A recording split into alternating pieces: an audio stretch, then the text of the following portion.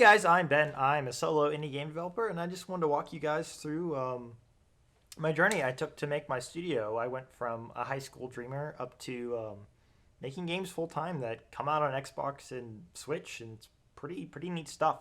So yeah, I'm gonna kind of go into like a long form explanation of like my process to get here and everything like that. Um, Feel free to ask me any questions about any specific parts of it down in the comments. More than happy to answer anything that anyone has. So back in 2011, I wanted to start making games. I played Xbox a lot, and I'm like, okay, making games on this thing would be pretty neat to do. So I started doing some research, and I found something called the XNA framework that was part of the Xbox Indie program at the time. This was back like in 2010, 2009. Um, and I didn't know anything about that. And it used some programming language called C Sharp. I didn't know anything about that either. I was just some kid in high school. I was probably sophomore year of high school. So I downloaded all the stuff and I just started messing with stuff and just started making some stuff. So after doing that for a bit of time, I'm like, this is really cool. I want to do this all the time. So I basically, at the ripe age of like 15, or however old I was at that time, I'm like, okay, this is what my whole life's going to be. I'm gonna go to college. I'm gonna get a computer science degree to learn how to program better. I'm gonna get some kind of programming job that's like a 9 to 5 programming job and save up money. And doing the math, if I figured making a certain amount of money, like after 3 to 5 years of doing that, I would have some time to then have enough funds saved up to be able to do that full time. So for at least like a year or two after that, and like really try to do that, and then while also doing that on the side to build it up. So that brings me to what I first started doing, which is my first game, Inevitability. So I first started working on Inevitability. I made a couple side projects first, but there's this game that I had always been thinking out like all through high school, which was this spaceship block building game that like would be really cool. And it's like it would have cool things to where like you shoot one block off and all the blocks that were attached to that also come flying off, and all this kind of wacky stuff that I thought of. I barely knew how to program at this point and didn't know how to do art at all. So I started doing that, and I was like, okay, what's the best way to get this game out? And like, so I started making some prototypes and doing that, and I'm like, okay, I had like a pseudo working prototype that didn't look that good, and it was pretty buggy, but it was mine, and I made it, so it was pretty cool. So there's something called Steam Greenlight back in the day, and basically what that was is that was like a page where you had to go vote on what indie games you wanted to make it on Steam and not. So I made a Greenlight page for this back in like 2013, 2014-ish. And I wasn't really getting that much traction on there from that. Not a lot of people were super excited about the game. A big part of that was because I had no clue how to do art. So the art didn't look very good. And so I'm like, I want people to play this anyway because this is my dream, and I'm going to keep pursuing that. So what I ended up doing is I published it on my own site. So I found this service that basically people can get it on my site. So I sold it on my site for $5. I sold maybe like 30 copies total, which I was thrilled with because I had just graduated high school and I was in college and I was doing this on the side. So I'm like, oh, this is really cool that people are actually paying money to play something that I made. So that's pretty cool. And but yeah, so I kept working on that and making that better. And then what happened was I was working on a couple other projects, but then what happened was one day I came back from I was working an intern trip at the time.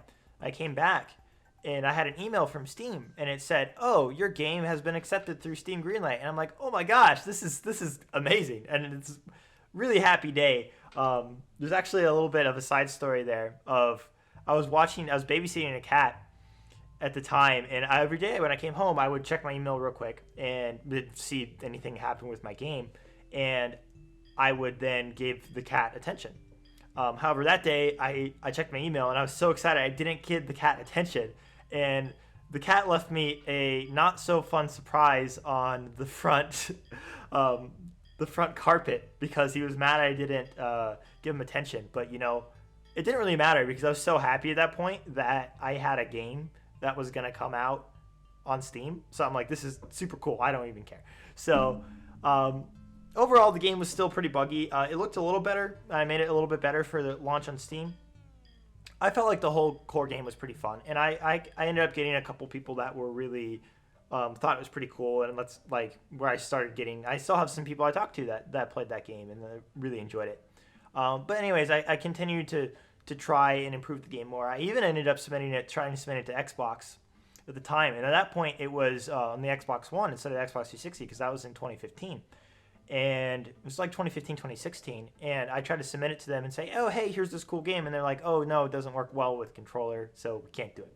So I'm like, okay, that's fine. I'm going to make a better game in the future for that. But anyways, I was working on my second game at the time, which was called Rekindling. And basically, I've been really into management sim games like Prison Architect and Auction Not Included and those type of games, and they're super fun. I really loved like the management aspects of those type of games. So I'm like, I want to make a management game where I have survivors and that kind of stuff. And those prototypes I was talking about earlier, one of those was actually a zombie tower defense game that I never published called ZTD. And I thought it was really clever, right? Because it's like a zombie transmitted disease, and then it's also zombies tower defense. But anyways, that ended up turning into Rekindling.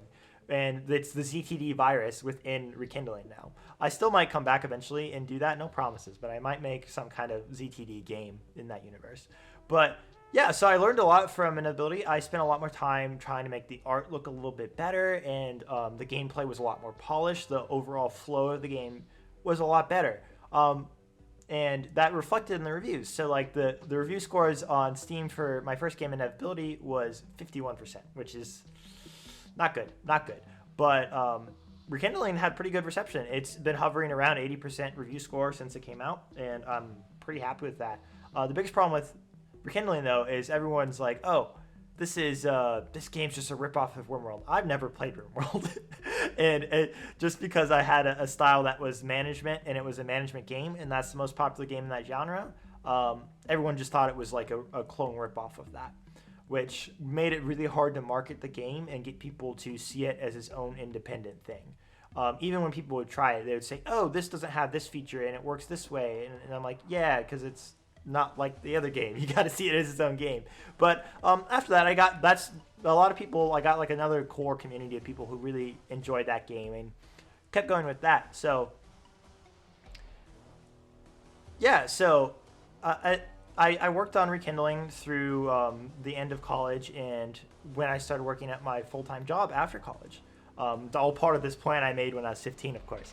But yeah, so after I was there for about 4 years or so at my full-time job, at that point I had saved up enough money that even if I didn't have any money coming in from games for the next couple years, I would be okay. I would be okay and I'd be able to do it. So I said, I'm like 25 at this point, and I'm like, oh, hey, why not do it now? So back in like November of 2019, I quit my job, and I'm like, I'm going to be a full-time game dev. So that's what I started doing, and that's what I've been doing since then. So what I ended up doing is, at that point, I really put production of Rekindling into full gear and like started doing almost weekly updates for it, and all kinds of fun content came to it. And on the side, I was working on my next game, which was going to be the real hit, because this game was the whole point of this game was it was going to come out on consoles. So learning all the things I learned from Rekindling and an ability of it needs to have better art, I need to do a better job with marketing and having it be its own unique thing, I came up with this concept to make a game that really I felt like wasn't a game that existed. And it was like a unique take on a game overall. And that's where I came up with my most recent game, Operation Zeta.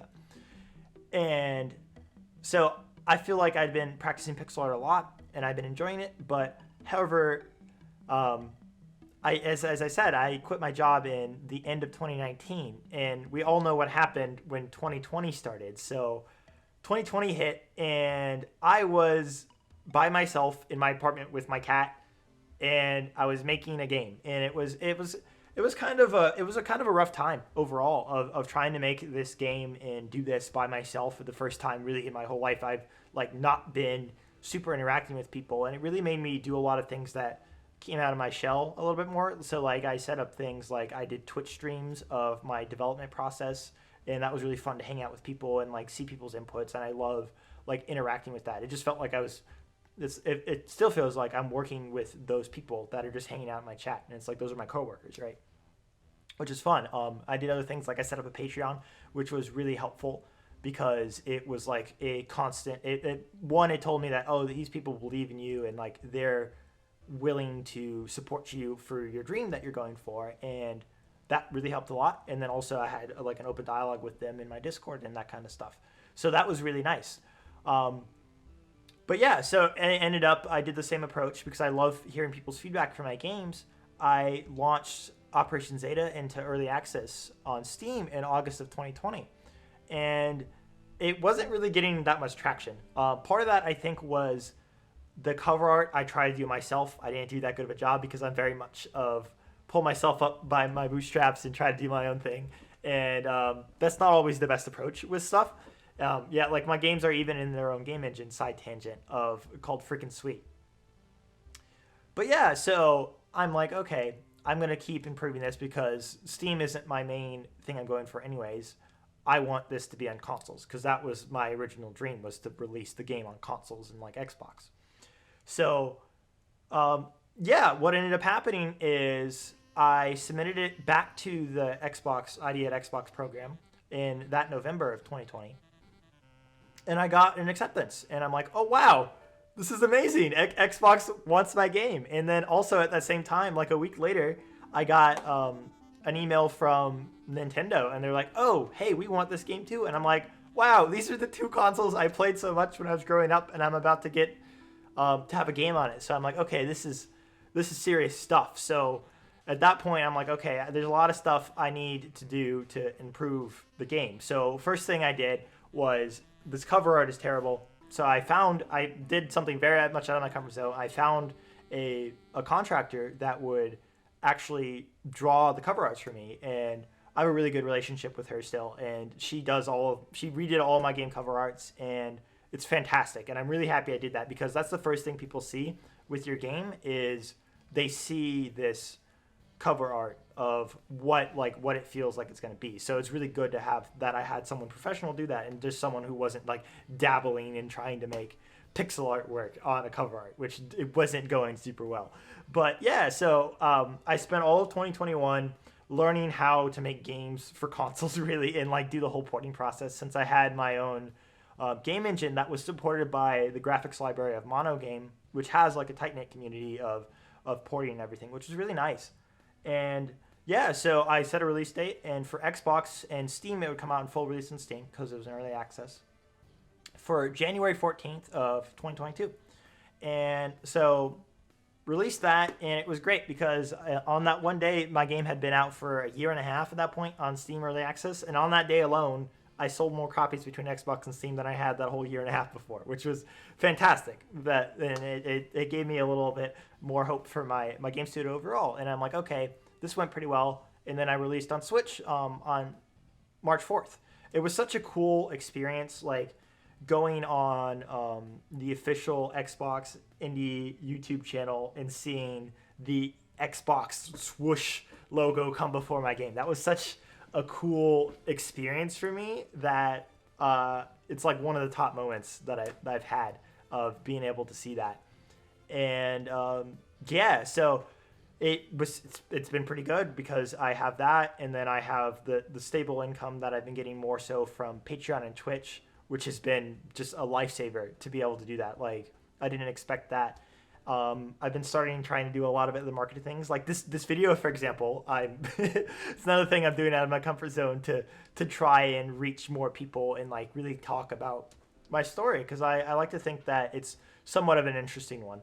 So yeah, no, I plan on making a ton more games for you guys. I'm going to have some free updates for Operation Zeta that are going to be pretty big and fun that I'm looking forward to. And yeah, so being a solo indie dev past 11 years, really, it's been great. You know, it's been fantastic.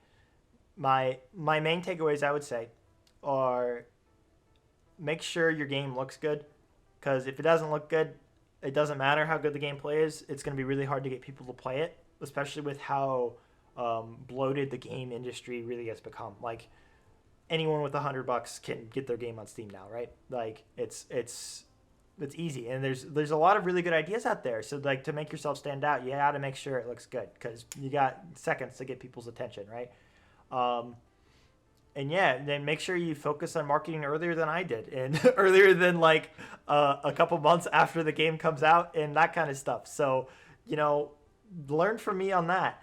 But yeah, no, just it's really fulfilling time, and I hope I can do it for a long time coming. So thank you guys for listening to this semi rant about my game history and that kind of stuff. I hope you got something out of it. I hope you enjoyed it.